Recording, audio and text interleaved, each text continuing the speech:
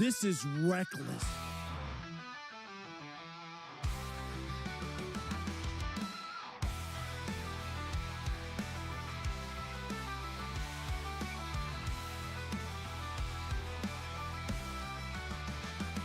This is reckless. The Lions charge, ready for the fight. No more hearts and steadfast pride. Detroit spirit, we wear it white. Feel the drive, hear the crowds embrace. Locked on Detroit Lions will rise. With a heart full of dreams and the fire in our eyes. From the past to the future, we'll claim our own. In the home of the brave, we'll proudly have grown. In the city, where the roar meets the night, the Lions charge, ready for the fight. Noble hearts and steadfast pride. Detroit spirit, we wear it white. Feel the drive, hear the crowds embrace. Rocked on Detroit Lions will rise. Rocked on Detroit Lions will rise. With a heart full of dreams and the fire in our eyes. From the past to the future, we'll claim our own. In the home of the brave, we'll proudly have grown. With every game, we rise and unite. Feeling the passion igniting the light. Through highs and lows, we'll stand as one. Our legacy a tale that's just begun. Together we roar. Together we roar. Detroit Lions will rise. With a heart full of dreams and the fire in our eyes. From the past to the future, we'll claim our own. In the home of the brave, we'll proudly have grown. So let's lift our voices. Let's turn it up loud. For the love of the Lions, we'll always be proud.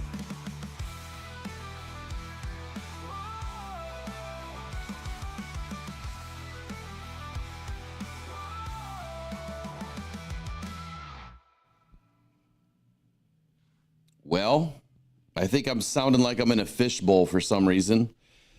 Not real sure why. Try to figure it out, but for the last half hour I couldn't. So I don't know. Every time I come to a hotel, this happens. But whatever. It's like kind of what I said tonight, man. Just whatever. What the hell happened? What happened to our Lions tonight? I can tell from the chat there's a lot going on. There's so many feelings in this chat right now.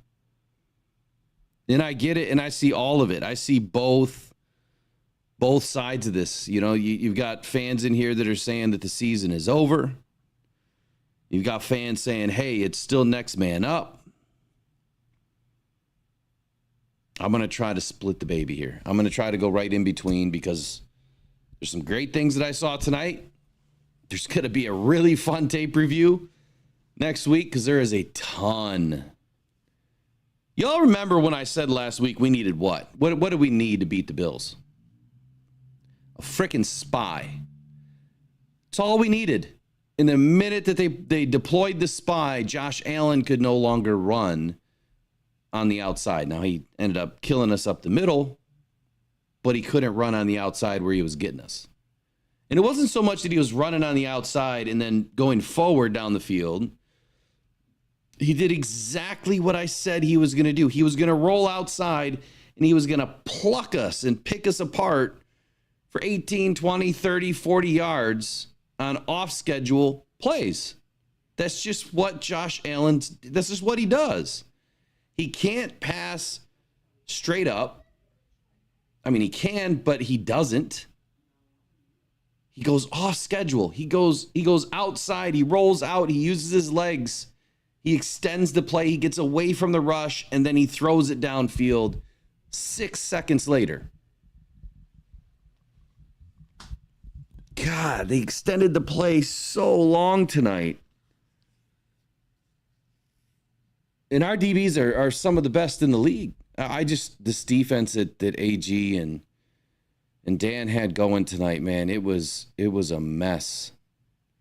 It was not the same defense that we've seen for the last 14 weeks previous to this. Not even close. Now, I'm sure a lot of you have already heard the post-game press conference with Dan Campbell.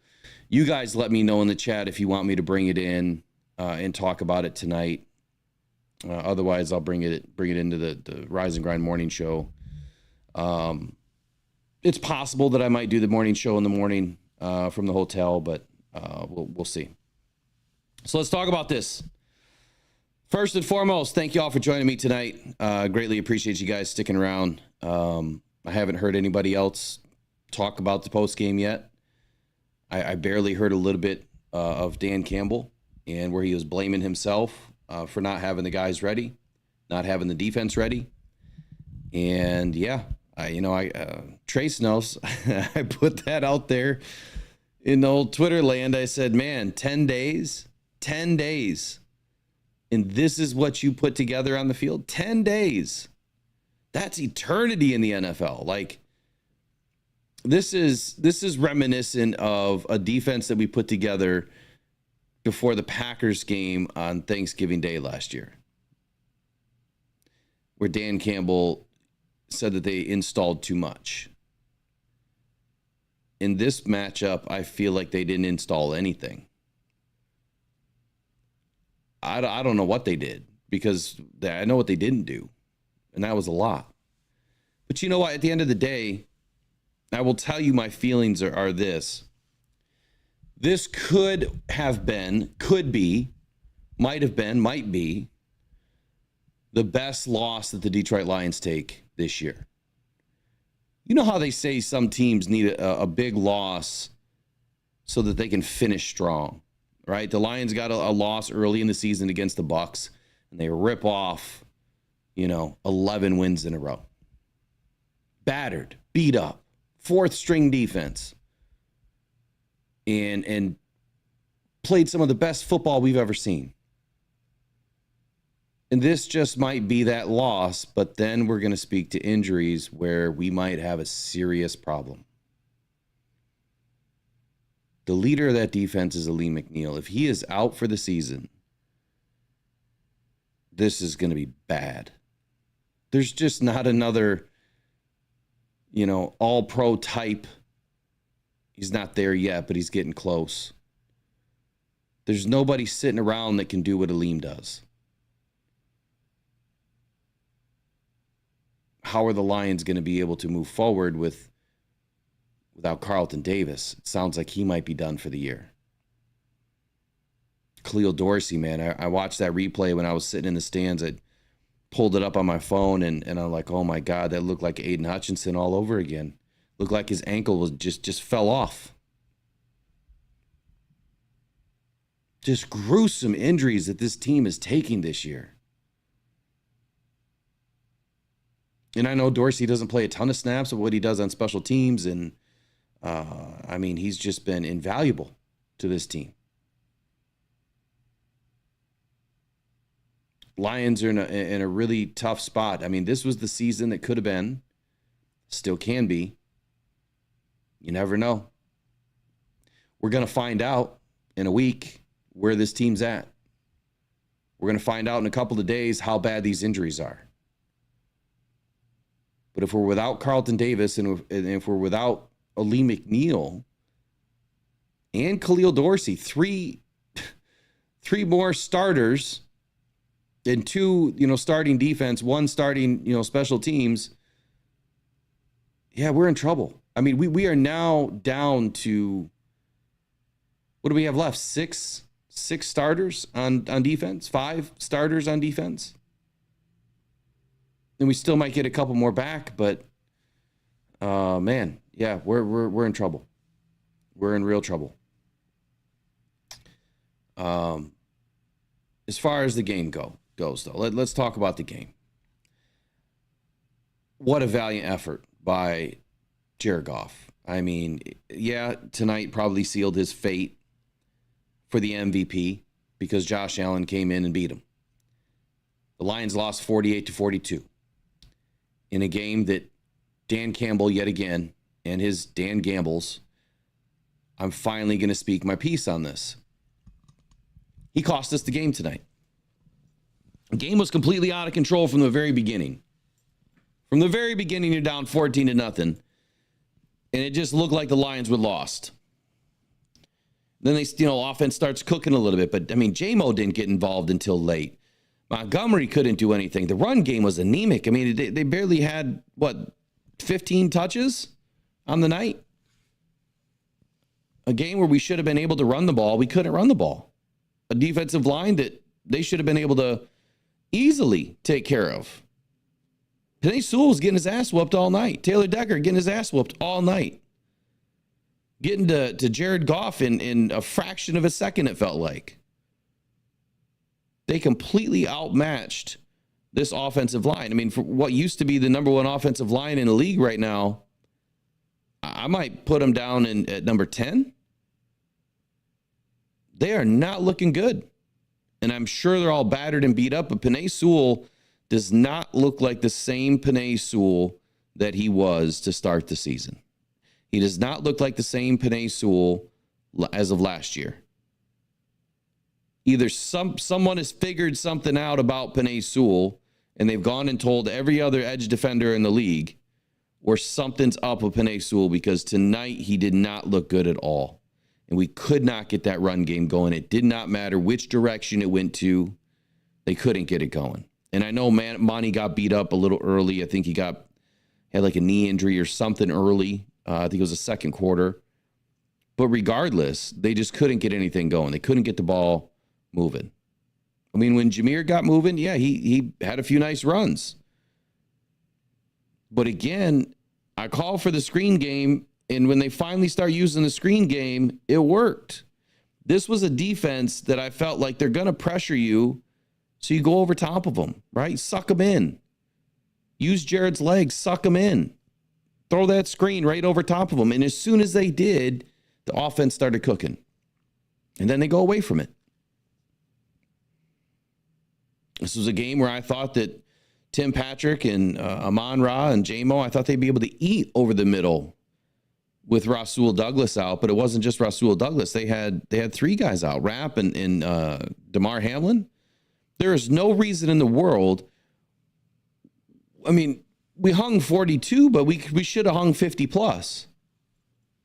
We should have won this game. All we had to do is get a couple of stops. Couldn't do that. There's a lot that Jared Goff. Hold on, I'm gonna get myself way off key here. Jared Goff threw the ball 59 times. You're not going to win ball games when you have to throw the ball 59 times. It just doesn't happen. That is unheard of.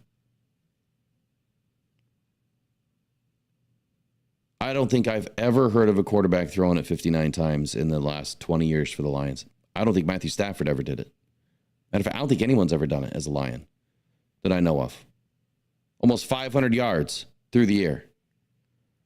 I mean, great night. 5 tuds, right? He took 3 sacks, but he was running for his life.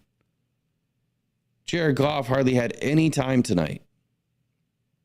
And that's the reason why we couldn't win this game offensively. They just couldn't get things clicking when they needed to get it clicking. Too many 3-and-outs, just too much. So I'll run down the stats. Jared Goff was 38, 59, 494 yards, 5 tuds, 3 sacks, 118.9 rating. Did he finish above 75%? I don't know. I don't have the math in my head. What is that? He's 38 of 59.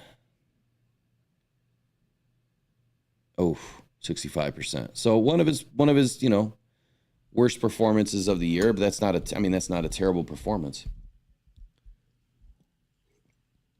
Jared Goff, once again, is the most elite player on this team tonight. And so Amon-Ra got killed, man. Jared kind of hung him out to dry a couple of times, but what else could you do? Jahmyr Gibbs, 8 carries, 31 yards, 1 TD. Jared Goff, the broken giraffe, 2 carries, 13 yards, 6.5 yard average. David Montgomery, 5 carries, 4 yards. I mean, that can't happen. Amon-Ra St. Brown almost hangs 200 on the Bills tonight. 14 receptions, 193 yards, 1 TD. Sam Laporta, 7 for 111. Again, I expected a big game out of Sam Laporta. I expected a bigger game out of J-Mo. I expected a bigger game out of Tim Patrick. J-Mo was, he was that late call to put in tonight. And it looks like he only manufactured about, 13, 14 points. Not good. He should have been getting the yardage that Sam Laporta was getting. He should have been getting the yardage that Amon-Ra St. Brown was getting. Not sure what happened here. I can't wait to watch the tape. But Jameer did well in the pass game, finally. But mostly screen game tonight. It's exactly what I was hoping to see. But 5 receptions, 83 yards, 1 touchdown. J-Mo, three receptions, 37 yards, 1 touchdown. Now, I did call touchdowns for Gibbs, Williams, Tim Patrick. But I sure as hell didn't call one for Dan Skipper. I mean, holy cow, that place erupted tonight. The Lions have been trying to get an offensive lineman a touchdown this whole season, and they finally got it done. So big shout out to Ben Johnson and Dan Campbell and, of course, the rest of that Lions offense for finally getting it done. He certainly deserves it, man. Skip has really put his heart on the sleeve. Xavier Weaver, it was a good game. I mean, it was a good game. It was a great matchup. This is like a Super Bowl, style of a matchup that, you would think that this is your opponent. Now we know everything about them. They know everything about us. But I would say that there was one difference in this game. I don't know if you probably couldn't tell from being at home. But for those of you that were there at the game, you would probably agree with me when this almost felt like Seattle Seahawks 2023. They come into our house and they completely disrespected us. Not only on the field, they disrespected the fans, they disrespected the players, just chippy. They came in, they were way more aggressive. There was a no bullshit football for them tonight. They were going to prod and do everything they could to get underneath our skin. And it almost started immediately. Now, this is 2 franchises that are like buddies, right? And it did not feel like that at all tonight. There was fights everywhere. There was skirmishes. There was so much off, after the play stuff going on everywhere. And that was initiated a lot by the Bills tonight. They were getting in our heads. And it worked. They were nasty. They were mean. The Lions need to learn how to play that way. They need to play with more edge. They need to be the aggressor. When they play pissed off and they play with edge and they play with that tenacity, they win ball games. Tonight, they just seemed flat. They responded to the aggression, but they weren't the aggressor. So those are hard games to win. Someone also, Megan was telling me about the finger guns. Yeah. So, I mean, there's my question for the refs. Again, I felt, that we knew that this was going to happen. The head ref, grew up in the Buffalo area. He went to a college in Buffalo. He's probably a freaking #1 super fan for the Buffalo Bills. This is a referee crew that throws a ton of flags. They threw a shitload of flags tonight. And not only do they do that, but they ignored the flags that should have been thrown for the Lions. There was a late hit on Jahmyr Gibbs not called. There was a couple of late hits on Jared Goff not called. There was all sorts of stuff going on that wasn't called. I can't wait to go back and watch the tape because I know I'm going to find, as long as the tape runs long enough, I'm going to find probably 7 or 8 no calls. Blatant stuff. Pass interference that wasn't called. But yet they threw every little possible thing they could against the Lions. And I'm sick of seeing it. I don't talk about the refs a ton. I mean, I think that they do get involved in some games. I feel like they've been involved in a lot of games for the Lions. We've just found a way to win. I mean, what do I always say? You want to get the refs out of the game, you've got to score points. You want to keep the refs out of the game, you got to keep points off the board. That's how you take care of the refs. But tonight, I just felt like they were, again, injected into this game way too much, way too often. And it was egregious. They were going after Branch. Branch was lipping off to the refs. They had a conversation with Dan Campbell. Dan Campbell was furious. And then as soon as they left, they had a conversation with Dan Campbell. The ref comes over and starts talking to Brian Branch. And Brian Branch is pleading his case. Now, there was no flag, but I have a feeling that they were getting real close, that they were going to give him some sort of penalty to get him ejected.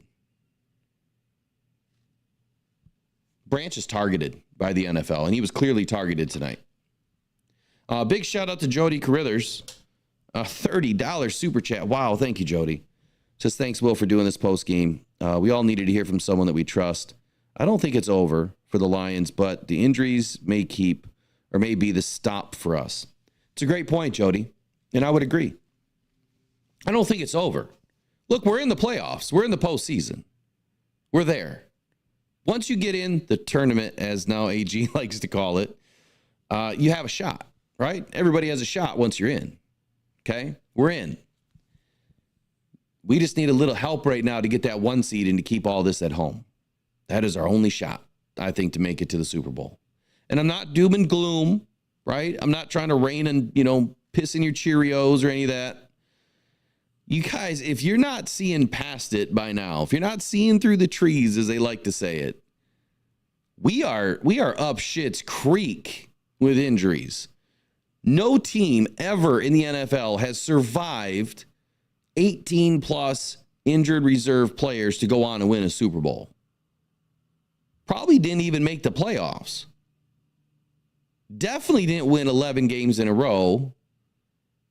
And most likely weren't 12-1 by week 15.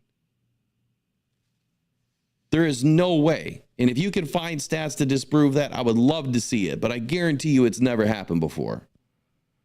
And now we're about to have 21 players on IR. That's half your freaking team.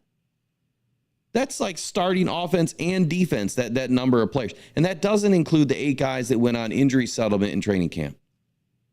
It's almost 30 players.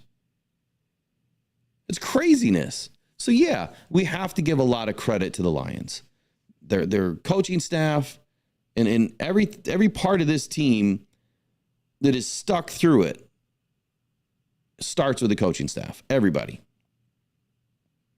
From Dan all the way down has kept this team alive and where they are today. But now we are really up against it because we're in the final few weeks of the season. Brad's going to do Brad things and try to go find some players. You know what? I'm pretty sure there's some players that are just going to happen to be available. I hate to say it, but now guys like, what was the guy's name that walked off the field the other night from the 49ers? Guys that you know that we would never want on this team. We might end up having to bring somebody in like that.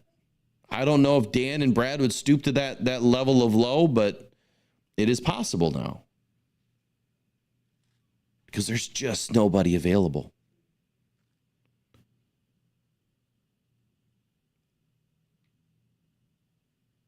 Yeah, I wouldn't want him either, Celine. I wouldn't want him either. But you know what I mean, though? Like, at some point, you just... Yeah, Devondre Campbell. There we go. I just think that, we're in a real sticky position. Let's talk about Dan Gambles for a moment. Okay, there's 12 minutes on the clock. You're in the fourth quarter. You're down by 10. 10. A touchdown and a field goal. All right, that's doable for this offense in 12 minutes.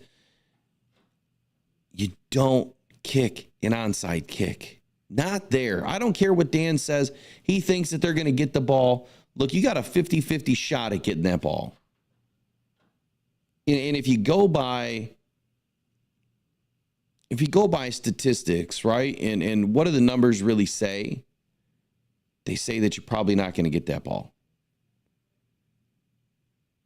It's extremely difficult to get an onside kick. It doesn't happen very often. But with 12 minutes left, yeah, so what? Your defense hasn't stopped anybody. You know what? But your offense is still winning. Your offense is still able to go down and score. So you don't kick the onside kick. You put it on your defense.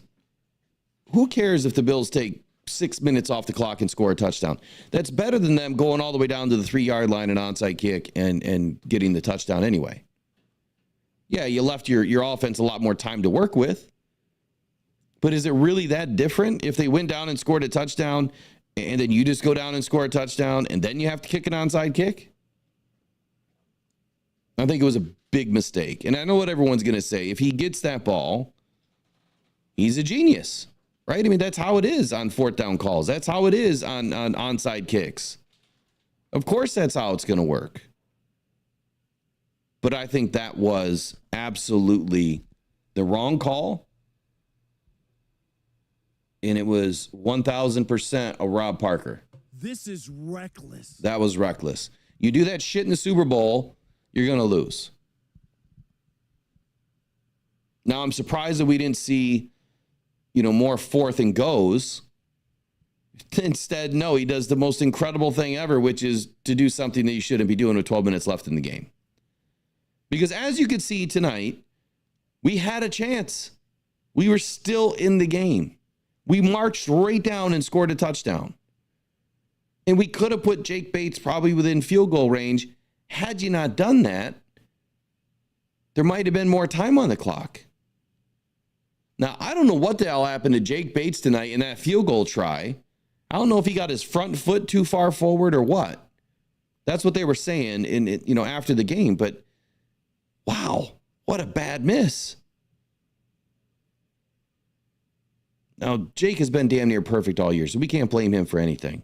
He's done his job just as well as Jared Goff has done his job this year. You can't blame him for anything. Try not to let that slam. So let me go into some chat questions or statements.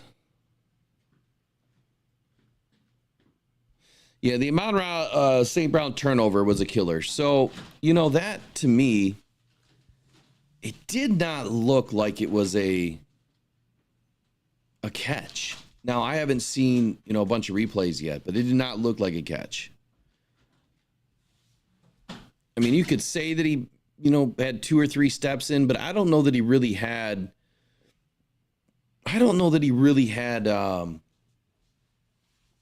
Possession of the ball long enough that you could call that. No, we're at the Hilton Garden, just right down, like literally 30 steps from Ford Field. It was a fumble. Yeah, I haven't seen any other replays. So I don't know, guys. I mean, and ladies, I just, and Jody, I forgot to give you a touchdown. We needed a couple extra touchdowns tonight, so here you go. And they give it to Jameer, hesitates, cuts left, looking for the edge, to the end zone, touchdown, Detroit Lions. Looked to the left side, didn't find anything there, spun out, looked left, wide open, takes it to the house. Oh, man.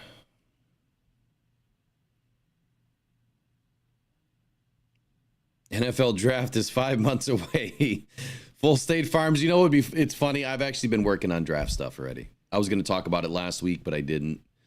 Because it's December. And normally, no matter what's going on in December, I always start looking for the next year because college season's coming to an end.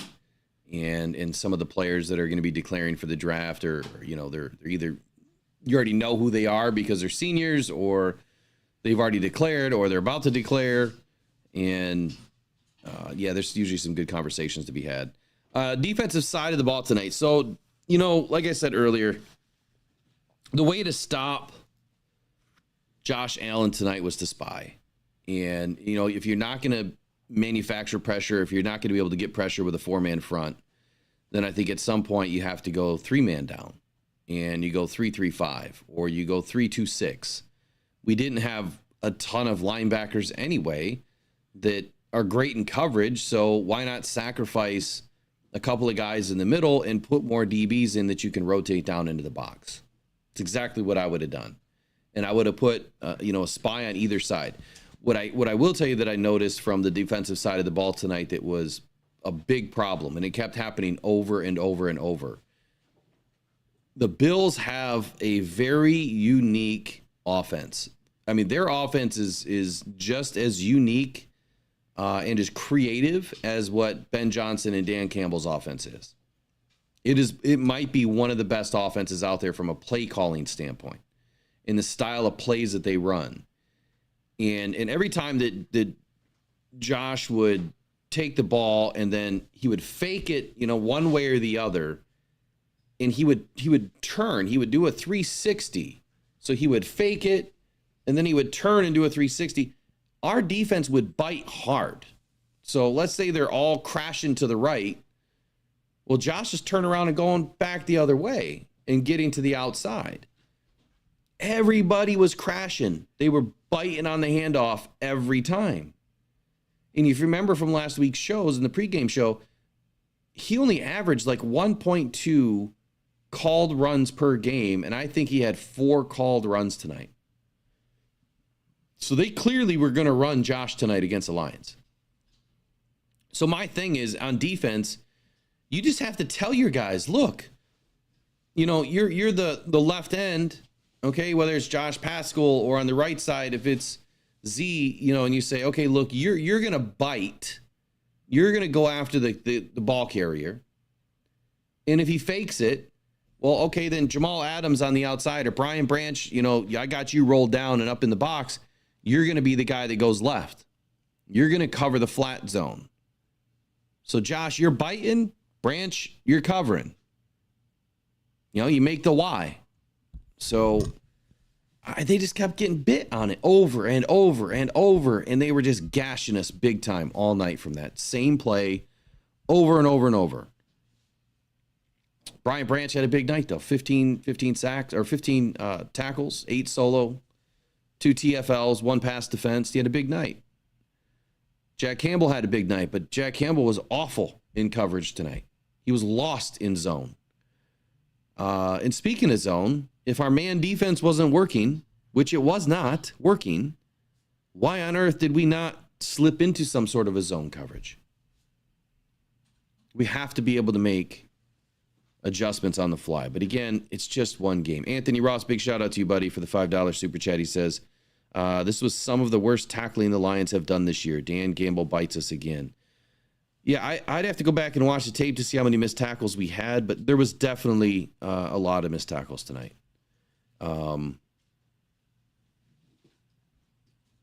Yeah, Jack doesn't anticipate very well. He doesn't anticipate the pass very well.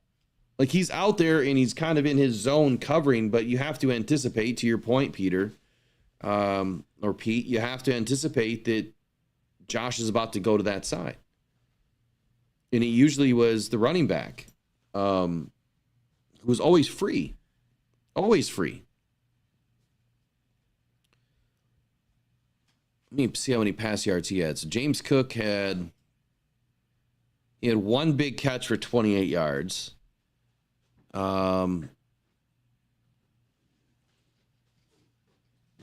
Dalton Kincaid and Dawson Knox, who were out in those flat zones often tonight catching those passes, were 4 for 53 and 2 for 42. So pretty decent nights from those guys. Only one, none of them had a touchdown. But they did a lot of work in that zone. So between the 2 tight ends and the running back, they had over 100 yards in what would be Jack Campbell's area on the left side there tonight. So a lot of work left to do, but look, we're at the tail end of the season. So there's There's not so much more that you can learn, but this is what I'll end with. Tonight's game offered a lot more for an opportunity for the Lions to figure out what they needed to correct. Like, this was the final test, in my opinion. I think the problem is we're not healthy. We're not anywhere near healthy enough. And that's what's probably going to hurt us. That's probably what could end the season in the postseason, is the amount of injuries. But as far as where this team was headed, this was the final test. You are now going up against a team that is as good, if not better than you at this point in the season. And this was the test that you needed. This was the tape that you needed to finally take it to the next level. Your young guys are going to get tested. I mean, Terry and Arnold played his heart out tonight. He absolutely did. He had a great game too. But this was the test. I still think that we have a shot. I do. I know that we do. Offensively, we do. But the injuries are going to be a problem.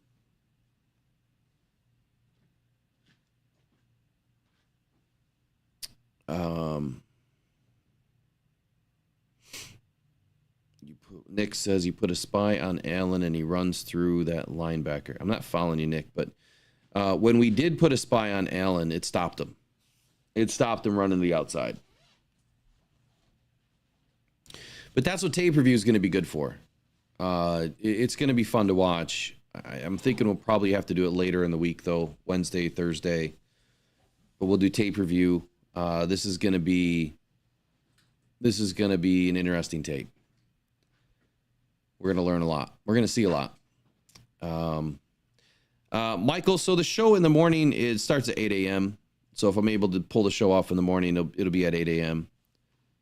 And it'll be a short show. It won't be a full 2 hours. It'll be like an hour long because I've got to get to Cleveland.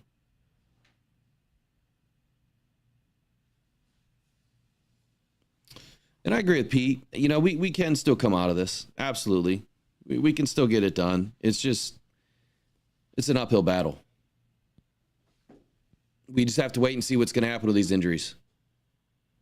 Mosley, I know a lot of you were excited about Mosley. I'll be honest with you. I'm not excited about Emmanuel Mosley. I don't think that he's going to play anywhere near to the level of Carlton Davis. So if Carlton is done for the season, we're in trouble from a number one corner perspective. Now you're asking Terry and Arnold to slide in and fill that role. I think he'll do okay, but I think experience above all else, right? Experience is what he's lacking. He has 14 games in the NFL. And so going up against, 6-7 year wideouts, veterans, they're going to have a few more tricks up their sleeve. So, all right, we'll see you guys hopefully in the morning. If you see a thumbnail up, that means that we'll be on. Otherwise, we won't be on. And then I'll do something when I get back from Cleveland. It won't be till late, but that'll be the plan for now. So we'll see you guys all tomorrow, hopefully at some point. Lions took a tough L, but you know what? We've been winning for a long time. We kind of expected to get one at some point. This is the team you want to lose to. You don't want to lose to the Bears. You don't want to lose to anybody else the rest of the season. This is a team you want to lose to because they are the best in the AFC, in my opinion. So, great match. We only lost by 6, but you know what? I think that we could have won by 3 had we not had the Dan Gamble that kind of bit us there. But we'll see you guys tomorrow. You guys have a great rest of your evening. Take care. Bye-bye.